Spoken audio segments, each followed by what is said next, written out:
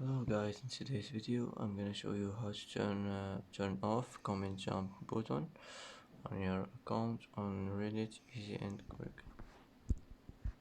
First click on your profile, now click settings, and now you will find a comment jump button.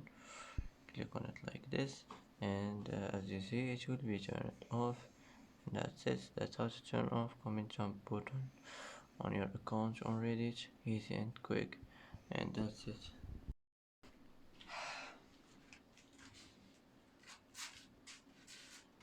And that's it for today's video. If you like this video, don't forget to like and don't forget to subscribe.